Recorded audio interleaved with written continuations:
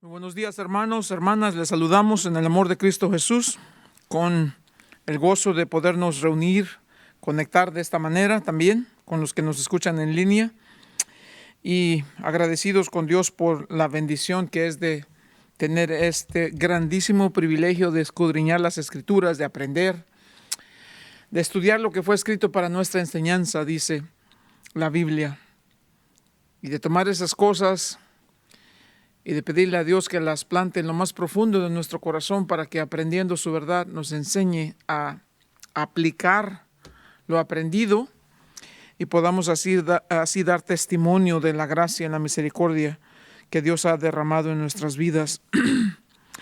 En esta ocasión, esta mañana, vamos a estudiar un pasaje no necesariamente en Romanos, y la razón por esto es porque esta semana que pasó teníamos comunión con la iglesia, y se encontraban aquí con nosotros los jóvenes de la secundaria, y quise tomar la oportunidad de compartir con ellos un mensaje que yo creo que es importante para todos, obviamente, pero mucho más importante para los jóvenes, porque hay ciertas cosas que ellos están viviendo en estos días y que los pueden dejar confundidos, lastimados en muchas maneras. Entonces quería compartir con ellos este mensaje. El título de este mensaje es Perdón y Restauración. La Biblia habla mucho acerca del perdón y habla mucho acerca de la restauración. Y vamos a hablar de este tema porque, si bien es cierto que los jóvenes necesitan entender esto, es una cosa muy importante también para nosotros los adultos. Porque si hay algo importante, si hay algo maravilloso que Dios nos ha dado, es este grandísimo privilegio de poder ser perdonados. Y no solamente saber que hemos sido perdonados, pero saber que Dios en su gracia no solamente nos perdona, sino también nos restaura.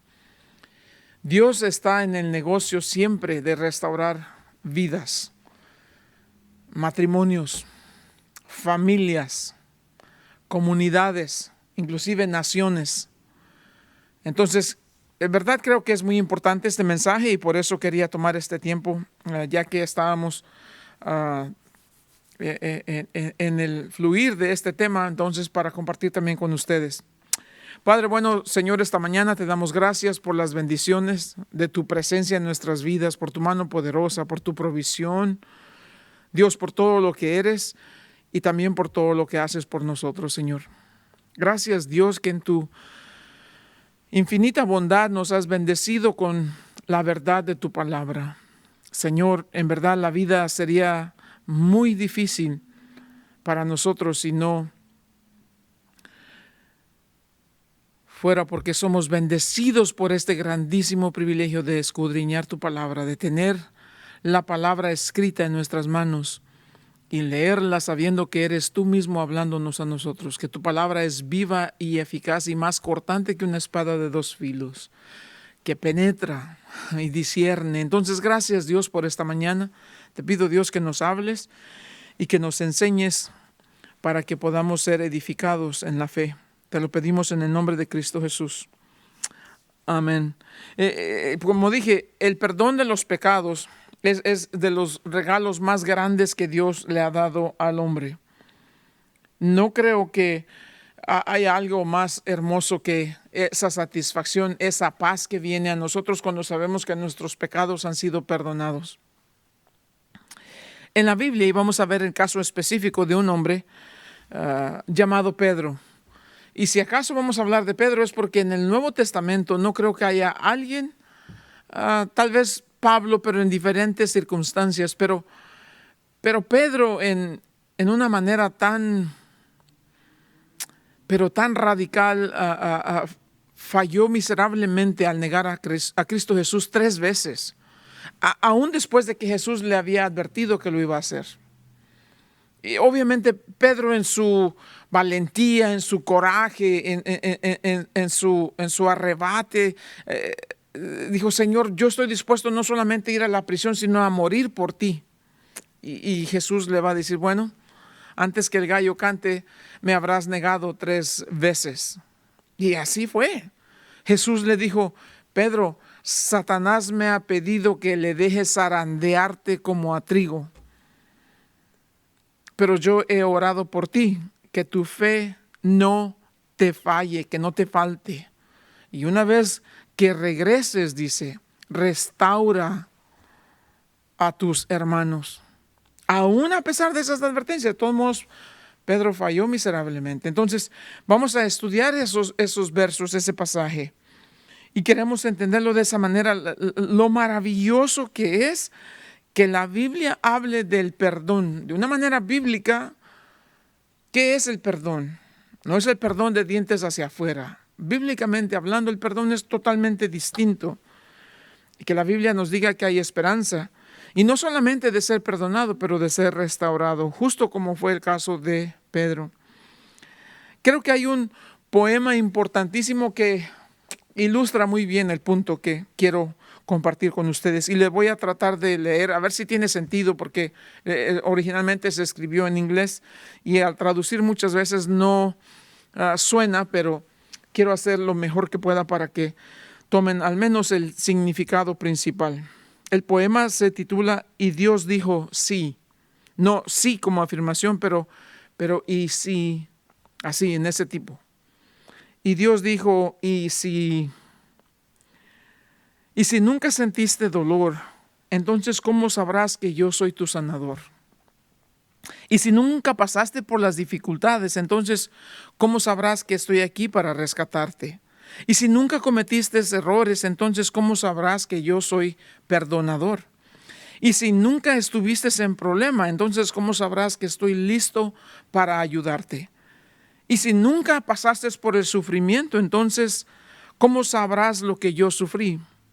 Y si es que nunca fuiste pasado por el fuego, entonces ¿cómo vas a ser puro? Y si te diera yo todas las cosas, entonces ¿cómo aprenderías a agradecerlas? Y si yo nunca te corrijo, entonces ¿cómo sabrás que te amo? Y si tuvieras tú todo el poder, entonces ¿cómo aprenderías a depender de mí? Y si tu vida fuera perfecta, entonces ¿para qué me necesitarías? De verdad es un poema muy hermoso, ¿no? Y si tu vida fuera perfecta, entonces ¿para qué me necesitarías? Pause un momento y considere estas palabras. Y si tu vida fuese perfecta, entonces ¿para qué me necesitarías? Vamos a leer unos versos en el Evangelio de Mateo, particularmente el verso 69 al 75. Este es el caso de cuando Pedro falló miserablemente. Como le digo, ya Jesús en sus últimas horas antes de ir a la cruz les da instrucciones, participó con ellos de la cena de la Pascua, el momento maravilloso, lavó los pies de Pedro. Juan capítulo 13 nos dice, les dijo, en esto conocerá la gente que son mis discípulos si tuvieran amor unos por los otros. Judas salió porque ya iba a ir a hacer el trato con los líderes religiosos después de que ya había planeado traicionar a Cristo Jesús. El ambiente es tenso. Jesús los llevó a los discípulos a el lugar que se conoce como Getsemaní. Getsemaní quiere decir lugar donde se prensan los olivos. Era un lugar donde había el molino y ahí iba a venir y entonces van a hacer este aceite de olivo. Una prensa grandota con 2 piedras ahí y todo esto. Entonces, ¿qué pasa en ese momento? Pedro, Juan y Jacobo, del grupo selecto de los 11 que quedaban, los va Jesús a llevar cerca con él. Les dijo, quédense aquí orando por mí mientras yo vuelvo.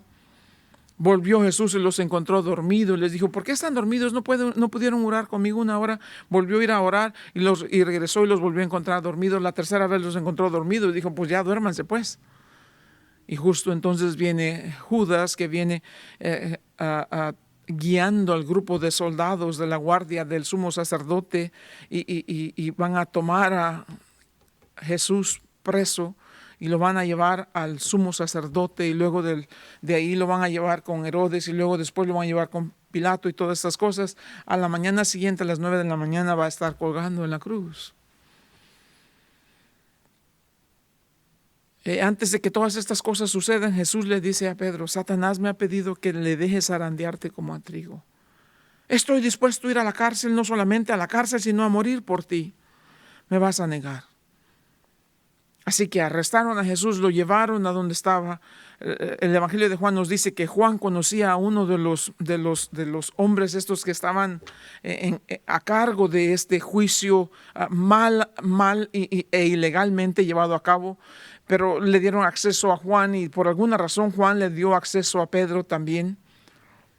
Y Pedro entra y hay un fuego, allí una fogata que se están calentando los soldados, y Pedro se sienta ahí. Viene una jovencita, lo acusa: tú eres uno de ellos, yo no soy, yo no lo conozco. Tú eres uno de ellos, tú estabas con Jesús, yo no conozco a ese hombre. Viene uno tercero y le dice: seguramente tú estabas con él porque eres Galileo y hablas como Galileo. Y no lo conozco, y empezó a decir grosería y media.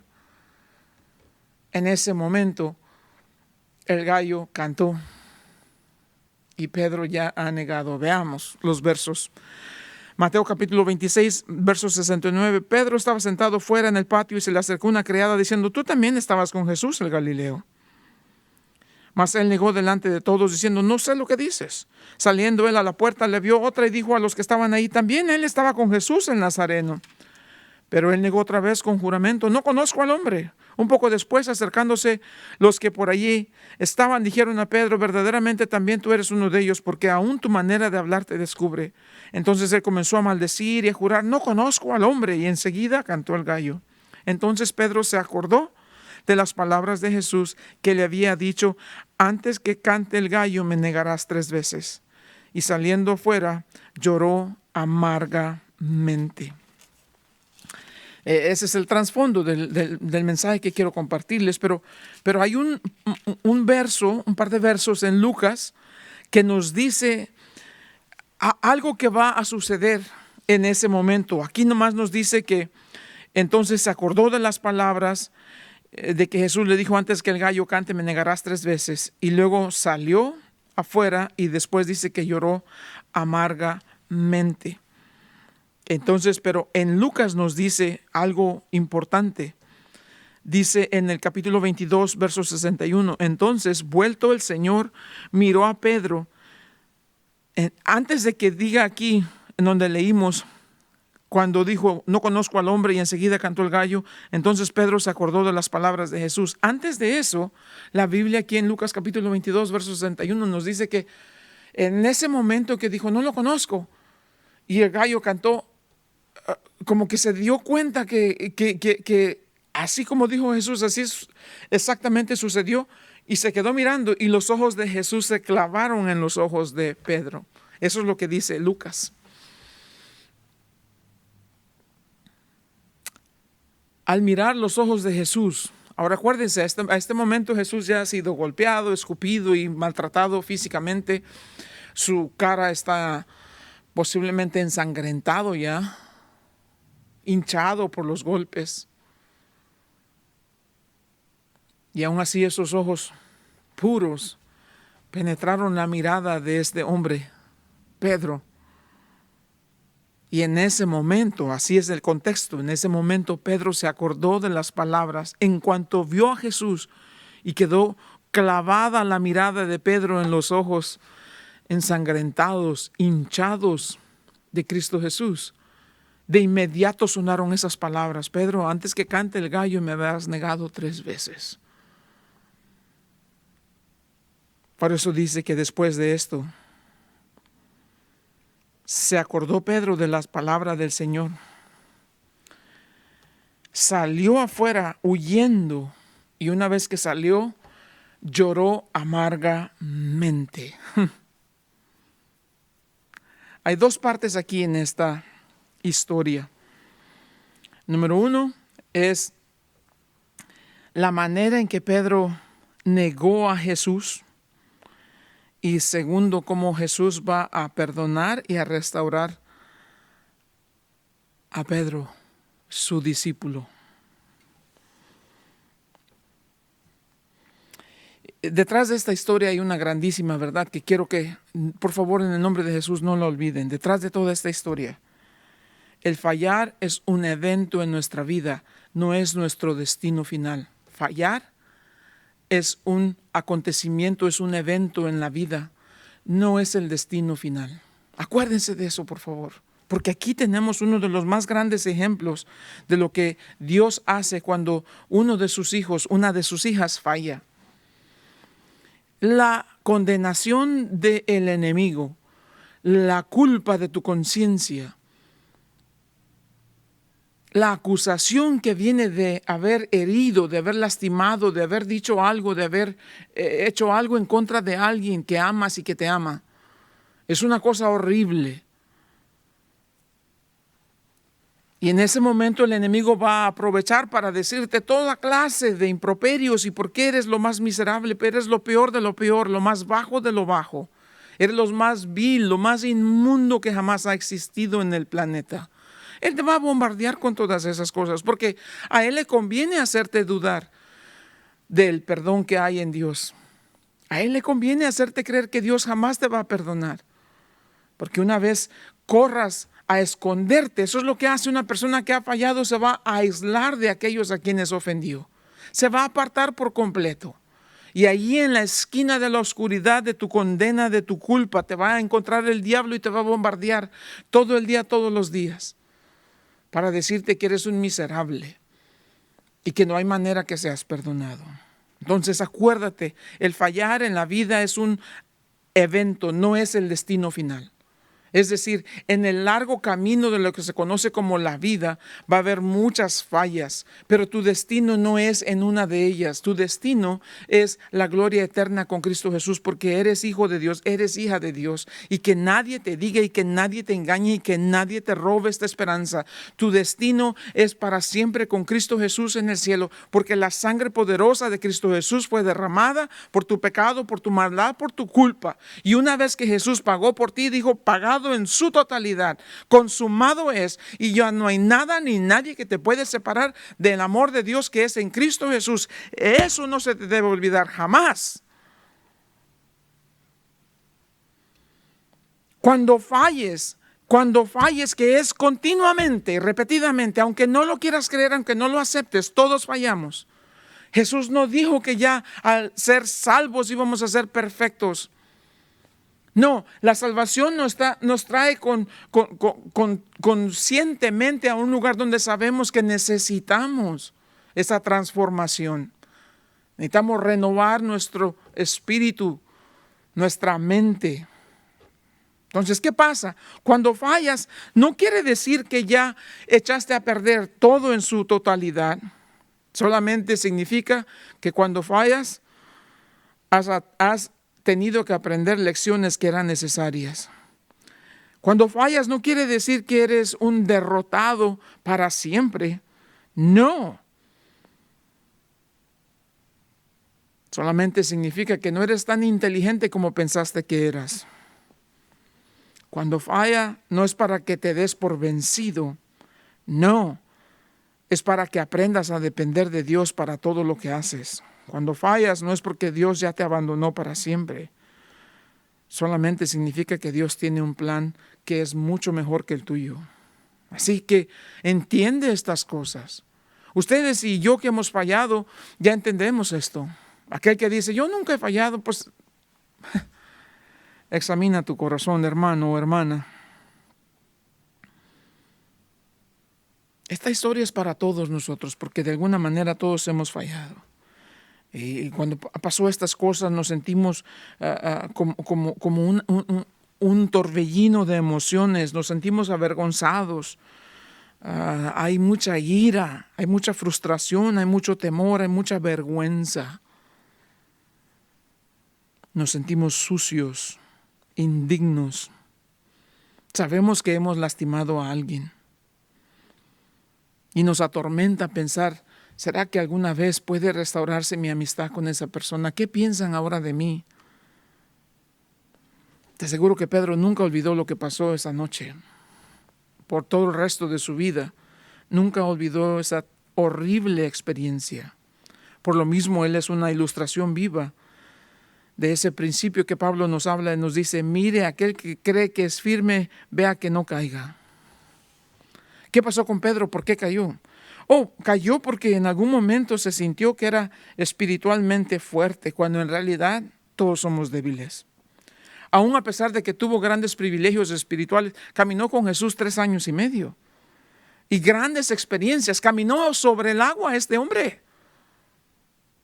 Vio cosas que ninguno otro de los discípulos pudo ver. Vio la transfiguración. Y aún con toda su experiencia y con todo lo que ya había aprendido y todo lo que sabía y todo lo que había visto, no era invencible. Y no eres tú, no lo soy yo, nadie de nosotros. Tenía que aprender a depender de Dios para todo y en todo. ¿Alguna vez crees que ya tienes experiencia y porque vas a la iglesia y has ido por muchos años, ya te crees que eres invencible? Es cuando eres más vulnerable. Cuidado. Es ahí donde encontramos a Pedro, confiando en su propia experiencia. Pero hay un lugar en la vida en donde tenemos que ser humillados para que aprendamos a depender de Dios y no de nosotros. Y aprendamos a que no podemos ignorar la palabra de Dios y pensar que nos vamos a salir tú vas a salir con la tuya si ignoras lo que Dios te dice. Es el momento en la vida donde vas a ser humillado para que aprendas a alinearte con el plan de Dios y no querer alinear a Dios a tus planes, que son dos cosas muy distintas. ¿Cómo es posible que haya fallado de esta manera? No, déjame darte aquí 5 cosas que, si alguna de esas está sucediendo, cuidado hermano, cuidado hermana. En serio, si estás en alguna de estas, y seguramente sí lo estás. Si estás en alguna de estas 5, cuídate, porque vas en el camino que te lleva al desastre. Número 1, ¿estás confiando en ti mismo? Es decir, ¿crees que tienes la experiencia para solventar tus problemas y que no hay nada que te puede hacer caer? ¿Te sientes autosuficiente, autoconfidente? Estás en peligro. Número 2, ¿eres arrogante? ¿Qué es eso, pastor? Arrogante es cuando dices, yo sé que eso es malo, pero yo sé cuidarme. Eso es arrogante. Yo sé lo que la Biblia dice, pero yo tengo fortaleza. Eso es ser arrogante. Yo sé que la Biblia dice que tenga cuidado de no hacer nada que aparente ser malo, pero yo sé cómo salir de esto. Si eres autoconfidente, autosuficiente, si eres arrogante. Número 3, si estás descuidando lo espiritual a cambio de lo físico. Ya te digo otra vez. Si estás descuidando lo espiritual a cambio de fortalecer lo físico. Pilas, pilas, pilas. ¿A qué me refiero? Jesús estaba orando. Pedro estaba durmiendo. Jesús regresó, Pedro estaba durmiendo. Jesús volvió otra vez, Pedro estaba durmiendo. Jesús estaba orando, el Hijo de Dios, Dios que se hizo hombre, orando, pidiendo fortaleza al Padre porque estaba a punto de tomar la copa. Dijo, si es posible, pasa de mí esta copa, pero que no se haga mi voluntad, sino la tuya. Allí, en ese momento, en ese lugar, ganó la batalla contra el diablo, contra la muerte, contra los demonios, contra el pecado. Allí de rodillas. Allí dormido en ese lugar donde estaba, allí Pedro perdió la batalla. El gallo cantó y confirmó que Pedro era un hombre que confiaba en sí mismo, un hombre arrogante, un hombre que en su negligencia por lo espiritual cayó miserablemente.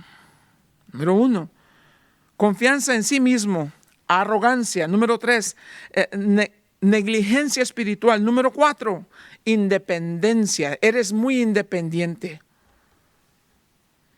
Yo. Siempre es yo. Tienes un problema de yoyos.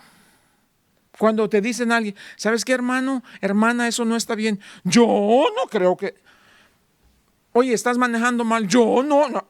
Todo el tiempo eres tú. Cuidado, estás en el camino al desastre. Cuando empiezas a actuar por ti mismo, cuando nada ni nadie te hace entrar en razón. Cuando solamente tú y al último tú. Porque ahí ya no acostumbras a pedir a Dios que te dirija. Y número 5, 1, estás confiando en ti mismo, eres arrogante, eres negligente en lo espiritual, eres independiente. Y número 5, estás comprometiendo tu testimonio. Estás hablando como hablan los impíos. Estás viendo las películas que ellos ven. Están cantando las canciones que ellos cantan. Estás bailando al ritmo que ellos bailan. Y ya cuando te juntas con los de la iglesia, entonces, y mientras, no. Eres el santo en la iglesia y Blue Demon en la calle.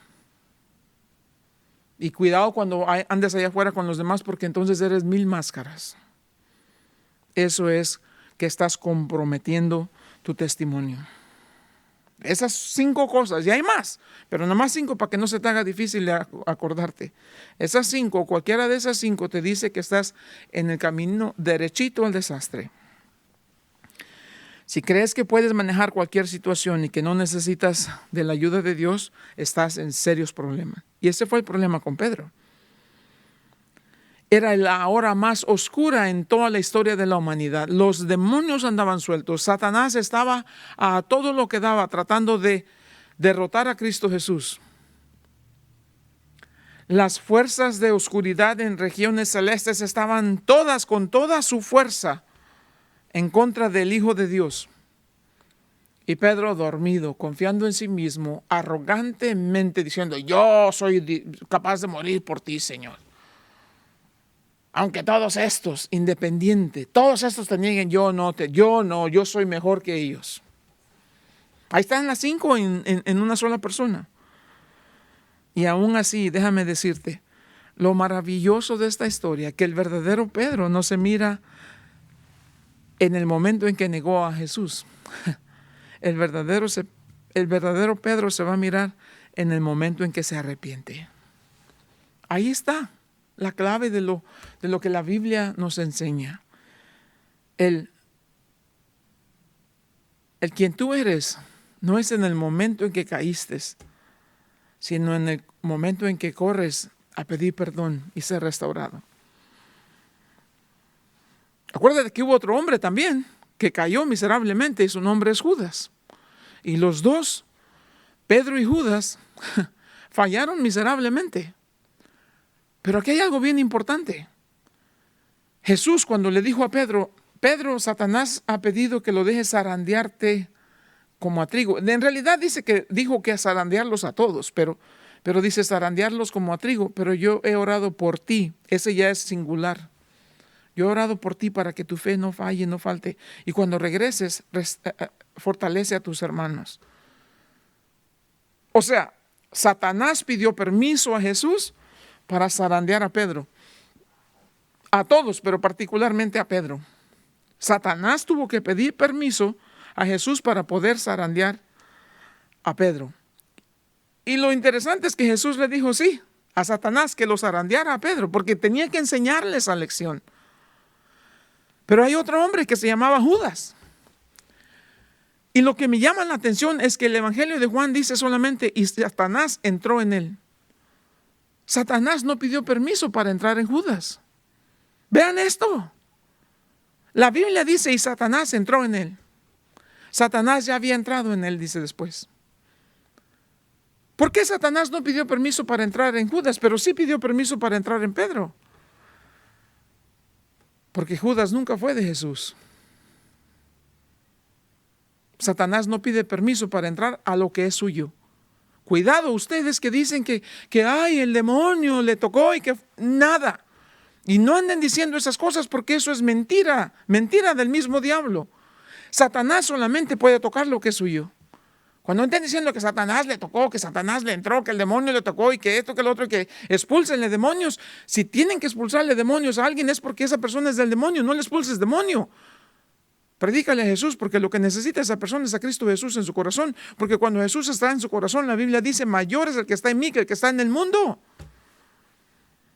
Satanás no pide permiso para entrar a lo que le pertenece, a lo que es suyo. Pero Satanás jamás va a poder tocar, y te lo puedo comprobar en la Biblia, porque así dice de Pedro y así dijo de Job.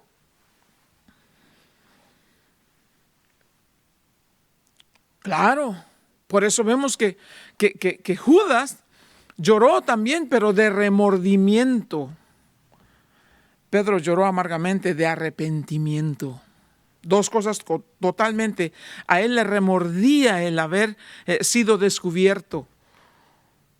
Eso le remordió. A Pedro le quebrantó en su corazón y se arrepintió amargamente. ¿Cuál es la diferencia? Bueno, el arrepentimiento que es genuino lleva a una intimidad con Dios. El remordimiento solamente causa más culpa y termina en muerte. Pilas, pues, dos cosas muy distintas. Entonces, si seguimos leyendo los evangelios, y ustedes pueden hacer eso en su propio tiempo, hay algunas cosas que Jesús hizo por Pedro, pero no por Judas. Judas nunca fue de él. Triste, porque cuando Judas trajo a los soldados y a los sacerdotes eso para entregar a Jesús, les dijo: a quien yo bese. Y el beso que le dio fue prolongado, fue más largo que un beso común. Y Jesús, al recibir el beso de Judas, le dijo: amigo, ¿a qué has venido? Cuando bien Jesús le hubiera podido decir: hijo de Satanás. No, amigo. Hasta ese momento Jesús esperaba todavía si se iba a arrepentir o no. La verdad es que nunca lo hizo. Pero a Pedro le dijo: yo he orado por ti. ¿Por qué Pedro fue restaurado? ¿Y por qué Judas se colgó y después cayó y cayendo se reventó y se le salieron las tripas? Porque Jesús dijo: porque yo he orado por ti. Que nunca se te olvide esto. No importa lo difícil, lo pesado, lo horrible, lo oscuro de la lucha en la que te encuentres. En el nombre de Jesús, escúchame claramente. En el nombre de Jesús, por lo que dice la Biblia, te puedo decir esto: no importa qué tan difícil tu situación, tu aflicción, tu angustia, tu problema, tu enfermedad, no importa qué tan difícil sea, Jesús ha orado por ti. Y no hay nada ni nadie que te puede separar de su mano. Eso es lo que debes creer. Y eso es lo que dice la Biblia. Hay cosas que Jesús hizo por Pedro.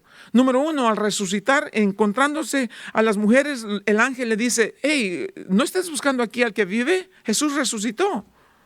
Pero vayan a Galilea, porque allá lo verán, así como él les dijo. Y díganle a Pedro. Lo primero, al primero que por nombre Jesús va a buscar es a Pedro. Cuando resucitó de Jesús de los muertos, al primero que buscó fue a Pedro. No se sabe dónde estaba Pedro. Por lo menos Juan se dice que estaba ahí cuando Jesús estaba colgando en la cruz. Pedro ni siquiera aparece. Lo primero que Jesús hace, dice: hey, avísenle a Pedro que vaya a Galilea y ahí me verá. Segundo, la Biblia nos dice que Jesús fue y se reunió privadamente con Pedro. ¿Cómo lo hizo? No sé. ¿Dónde? Tampoco la Biblia dice. Pero sí hay evidencia de que se reunió. El capítulo 24 de Lucas nos dice que le apareció a Simón, a Pedro. Primera de Corintios 15, 4 al 5 nos dice que primero apareció a Pedro antes que a los demás. Ahí está el amor y la gracia y la misericordia de Jesús. ¿Qué tan importante es esto? Jesús no iba a humillar públicamente a Pedro, sino que privadamente iba a tratar con su discípulo, porque seguía siendo su discípulo, era suyo. Y Jesús dijo: yo oré por ti, no te voy a dejar perder con nada. ¿No es maravilloso eso? Pero después, y aquí es donde vamos a plantarnos por los últimos minutos, en sus Biblias pueden buscar el Evangelio de Juan, capítulo 21. Y aquí vamos a cerrar con esto, porque aquí la restauración de Pedro. Maravilloso pasaje en verdad. Maravilloso en verdad. Juan capítulo 21, en el verso 1 dice: Jesús se manifestó otra vez a sus discípulos junto al mar de Tiberias, eso es en Galilea.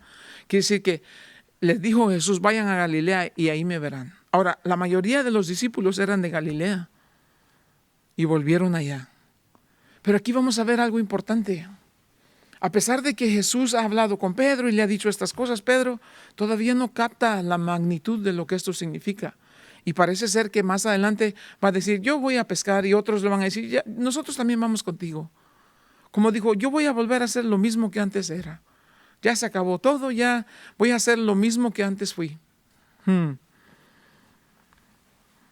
Dice que allí estaban Pedro y otros discípulos con él. Cuando ya iba amaneciendo, Jesús estaba en la playa y ellos no sabían que Jesús era el quien estaba allí. Y él les dice, hijitos, ¿tienen algo de comer? Le respondieron, no. Él les dijo, echen la red a la derecha de la barca y ahí van a hallar.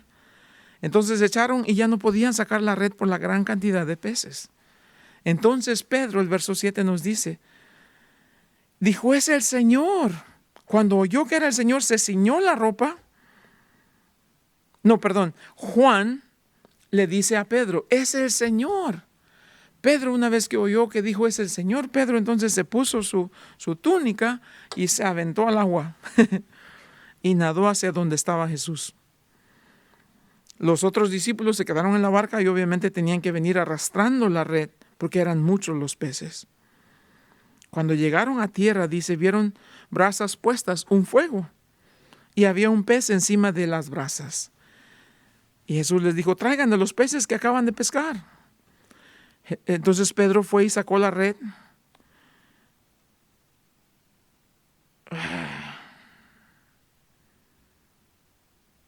Y Jesús les dice, vengan, coman. Pero nadie se atrevía a preguntarle, ¿quién eres? Porque sabían que era el Señor. Vino Jesús, tomó el pan y les dio, y asimismo también les dio del pescado. Esta era ya la tercera vez que Jesús se manifestaba a los discípulos después de haber resucitado de los muertos. Aquí viene lo bueno, verso 15. En los minutos que me quedan voy a tratar de compactar esto. Cuando hubieron comido, Jesús dijo a Simón Pedro, Simón, hijo de Jonás, ¿me amas más que estos? ¿Más que qué? La Biblia no dice qué. Ahora podemos de alguna manera especular. Simón, hijo de Jonás, ¿me amas más que el resto de los discípulos? Puede ser. ¿Más que estos peces que te acabo de dar? Puede ser. ¿Más que los botes que están ahí para pescar? Puede ser. Cualquiera cosa pudo haber dicho Jesús, ¿me amas más que esto? Jesús le pregunta, ¿me amas más que estos? Le respondió, sí, Señor, tú sabes que te amo. Ahora, la palabra que Jesús usa para decir me amas es, me amas incondicional, ese es amor ágape. Me amas con amor ágape. Pedro le dice, Señor, tú sabes que te amo con amor fileo. Ágape es incondicional, el amor de Dios para nosotros. Fileo es amor entre hermanos.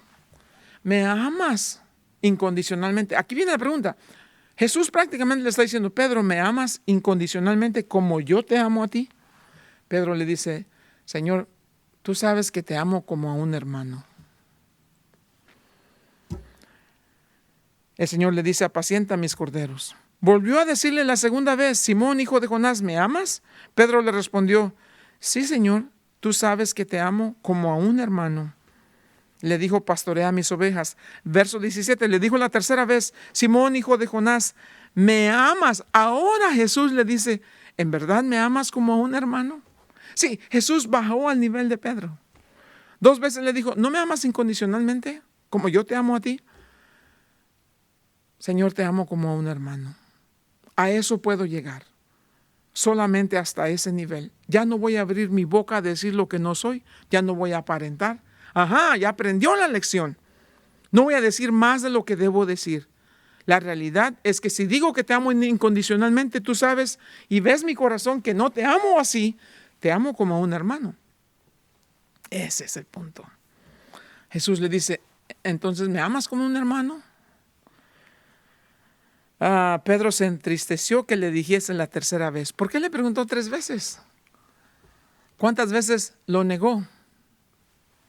3 veces. Interesante, porque dice que allí Jesús había preparado un fuego. Esa palabra que se usó ahí para decir que había preparado un fuego, unas brasas puestas, esa misma palabra se usa para el fuego en donde fue y se sentó con el enemigo. O sea, Pedro alrededor de un fuego sentado estaba cuando negó a Jesús 3 veces. Pedro alrededor de una fogata hablando estaba con Jesús cuando tuvo que afirmar. Y Jesús le dice, ¿en verdad me hablas, me amas como un hermano? Y le dijo, tú sabes que te amo.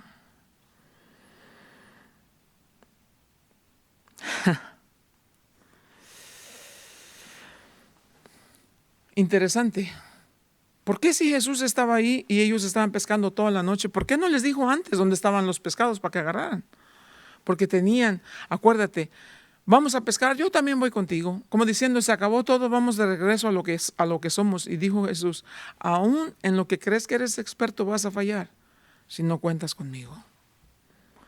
En este caso era necesario que fracasaran, que fallaran como pescadores, porque era es lo que eran. Ese era su oficio. Pero aún para hacer lo que tú crees que eres, necesitas la ayuda del Señor. Eso es la lección aquí. Una vez que ya amaneció y no habían agarrado nada, y les dijo, esto es lo que van a hacer, hagan aquí. El Señor le está diciendo, ¿estás dispuesto de aquí en adelante a obedecerme, aun cuando para ti no tenga sentido? ¿Estás dispuesto a obedecerme aun cuando tú crees que sabes y tienes la respuesta? ¿Estás dispuesto a obedecerme cuando voy a cambiar tu plan y a ti no te gusta? ¿Estás dispuesto a obedecerme cuando yo lo que te estoy pidiendo que hagas es contrario a lo que tú quieres hacer? Eso es lo que está pasando aquí. Pero Jesús le dice, pero hay algo que tiene que dar bien claro, Pedro. Es que si me vas a amar si tan solamente de esta manera, pero que sea sincero, que sea simple, que sea limpio, que sea puro, que sea verdadero, que sea real, que sea genuino, Pedro.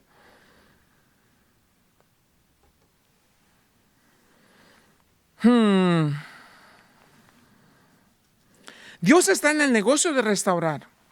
No es como nosotros. Nosotros hoy en día, cuando algo se daña, lo tiramos porque podemos comprar, tenemos el poder adquisitivo para comprar tantas cosas. Las generaciones anteriores no podían hacer eso.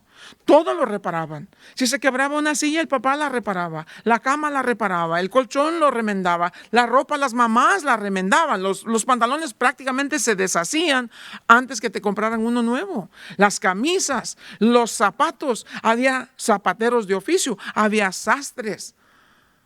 Había todo tipo de personas que hacían estos oficios porque todo se reparaba. Hoy no. Hoy de muy mala manera, creo yo, estamos acostumbrados a deshacernos de lo que nos falla. Tan solo tiene un defecto y nos deshacemos. Y ese es un gran problema porque en las relaciones también hacemos lo mismo. Hay alguien que me falló una vez en una cosa insignificante. Es que yo puse esto y no me dio like. Ya no es mi amigo, ya no es mi amiga. Insensateces nada más. Y deshacemos relaciones y quebrantamos relaciones por cosas insensatas. No así con Dios. No es así con Dios. A Dios le encanta la oportunidad de restaurar cosas quebrantadas, cosas que están para ser desechadas. Dios está en el negocio de restaurar lo quebrado, lo dañado, lo podrido. Y luego lo restaura y lo pone en una vitrina. Efesios 2 dice, para que todo el mundo vea la gracia y la misericordia del Dios al que servimos. ¿Cuál es el punto aquí, hermano? Hermana, en el nombre de Jesús. David en el Salmo 51 de una manera tan maravillosa le dice, restáurame el gozo de tu salvación. Que nunca se te olvide. David venía de una falla horrible, cometió adulterio, cometió asesinato, homicidio prácticamente. Lávame con hisopo y seré más blanco que la nieve. No quites de mí tu Santo Espíritu. Devuélveme el gozo de tu salvación. Restáurame a esta intimidad contigo.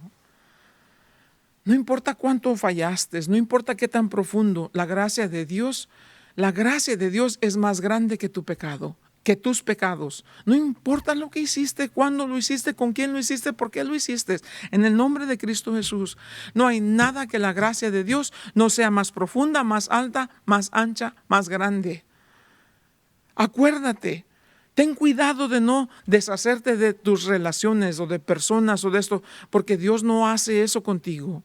Dios está dispuesto a perdonarte. Dios está dispuesto a cambiarte. Dios está dispuesto a cambiarte de manera tal que Dios reciba la honra y la gloria cuando todos vean que Dios te ha restaurado. ¿Ves que Jesús no avergonzó a Pedro? No le dijo condiciones. De aquí en adelante no lo vuelvas a hacer. Júrame que no lo vas a volver a hacer. Prométeme. Nada de eso. El punto principal, me amas. Tu pregunta y mi pregunta es, ¿amo a Dios en verdad como digo que lo amo? es mi mayor prioridad. En verdad amo a Dios con todo mi corazón, con toda mi mente, con todas mis fuerzas. Porque si es así, entonces debes acordarte. Ese es el capítulo 21 de Juan. Enseguida del Evangelio de Juan sigue el libro de los Hechos, capítulo 2 del libro de los Hechos. Y Dios ha restaurado a Pedro de una manera tan poderosa que Pedro se levanta y predica un mensaje evangelístico. 3,000 personas vienen a los pies de Cristo Jesús. Pedro jamás volvió a ser el mismo. En ese día el hombre viejo murió, un nuevo Pedro fue restaurado a su relación. ¿Qué hace Jesús cuando uno de los suyos falla?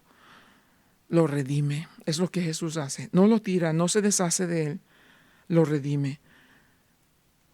Muchas veces falló Pedro, pero Jesús nunca se dio por vencido con él.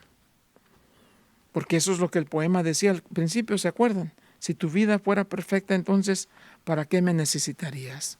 ¿Quién es el héroe en toda esta película, en toda esta historia? El héroe no es Pedro, el héroe es Cristo Jesús. Él es el verdadero héroe. ¿Cuál es el más grande regalo que Dios le da al hombre, aparte de la salvación en Cristo Jesús? Es el perdón de nuestros pecados. ¡Qué misericordia, qué gracia! Sublime gracia en verdad. Después Pedro diría, en 1 de Pedro capítulo 5 del 8 al 10, al final diría, y una vez que hayas sufrido por un poco de tiempo, el Señor mismo te restaure, te fortalezca y te afirme, es decir, en un lugar sólido donde nada ni nadie te mueva, y que a Dios sea todo el poder y toda la gloria por los siglos de los siglos. Qué bueno es saber que tenemos un Dios que perdona. Qué bueno es, maravilloso es saber que tenemos un Dios que restaura. Gracias a Dios que en su gracia, en su misericordia, Él no se deshace de las cosas quebradas, de las cosas podridas, de las vidas quebrantadas, de las vidas dañadas, sino que se toma su tiempo para restaurar lo que de otra manera fuera desechado por los hombres. Dios lo usa para su honra y para su gloria. Padre, en el nombre de Jesús te damos gracias por este día, por tu verdad, por tu misericordia, por el perdón de nuestros pecados, por la restauración a esa intimidad contigo. Bendito sea, Señor, por los siglos de los siglos. En Cristo Jesús. Amén.